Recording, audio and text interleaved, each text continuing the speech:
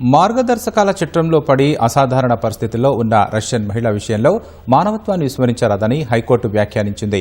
భారతదేశానికి చెందిన వ్యక్తిని పెళ్లి చేసుకుని భర్త అకాల మరణం నేపథ్యంలో వీసా పొడిగించాలన్న ఆమె వినతికి ఇమిగ్రేషన్ అధికారులు నిరాకరించడం సరికాదన్నారు. ఎలాంటి జరిమానాలు విధించకుండా వీసాను పొడిగించాలని ఆదేశిస్తూ తీర్పు వెలువరించింది. వీసా పొడిగింపు దరఖాస్తును అధికారులు తిరస్కరించడాన్ని సవాలు చేస్తూ హైదరాబాద్లో నివసిస్తున్న రష్యన్ మహిళ అలెనా యెవజెనియెవ్నా పావ్లోవా, ఆమె అత్త వి నళిని మాధవి హైకోర్టులో పిటిషన్ దాఖలు చేశారు. దీనిపై జస్టిస్ నగేష్ భీమపాక విచారణ చేపట్టి ఇటీవల తీర్పు వెలువరించారు. అలెనా 2018 నుంచి రష్యా, భారత్ల మధ్య తిరుగుతూ ముద్దేనహళ్లిలోని సత్యసాయి ప్రకాశన సంస్థలో సేవ చేయడంతో పాటు భగవద్గీతను రష్యన్ భాషలోకి అనువాదం చేస్తూ ఉన్నారు. తల్లిదండ్రులతో విభేదించి భారతీయుడైన విఎంఆర్ స్వరాగ్ను 2024 జూలైలో పెళ్లి చేసుకున్నారు. దురదృష్టవశాత్తు 2025 అక్టోబర్లో ఆయన తీవ్ర అనారోగ్యానికి గురై మృతి చెందారు.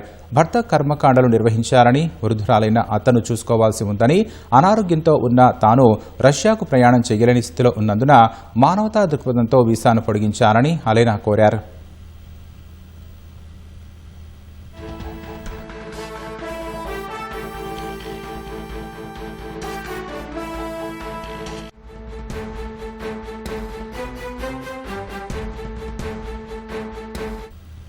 వాదనలు విన్న న్యాయమూర్తి సంతానం లేని విదేశీ వితంతువు దేశంలో ఉండటానికి నిబంధనను అనుమతించవని, ఆమె సొంత దేశానికి వెళ్లి మళ్లీ రావచ్చన్న అధికారుల వాదన మార్గదర్శకాల ప్రకారం సబబే అయినా మానవీయ కోణంలో అధికారులు విచక్షణ అధికారాన్ని వినియోగించవచ్చన్నారు.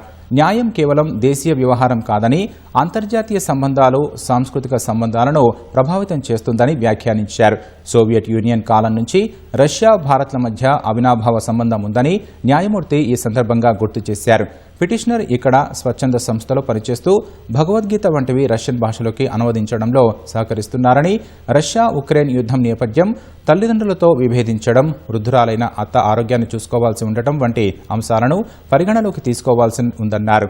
కేవలం మార్గదర్శకాలు అనుమతించవన్న కారణంగా దరఖాస్తును తిరస్కరించడం ఏకపక్షమని పేర్కొన్నారు. హైకోర్టు అసాధారణ విచక్షణ అధికారాన్ని వినియోగిస్తూ పిటిషనర్కు ఉపశమనం కలిగిస్తున్నట్లు పేర్కొన్నారు.